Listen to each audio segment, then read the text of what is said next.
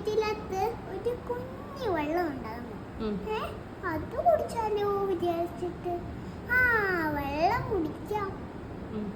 എത്തുന്ന പോലെ ഇല്ല. കല്ല് ഇട്ടപ്പോൾ പുഞ്ഞി വരുന്നുണ്ട്. അപ്പോളില്ലേ പുഞ്ഞ് ഇവിടം വരെ പൊങ്ങി വന്നപ്പോളില്ലേ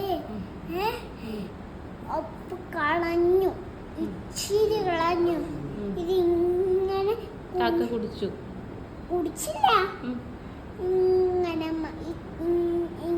മറിച്ചു.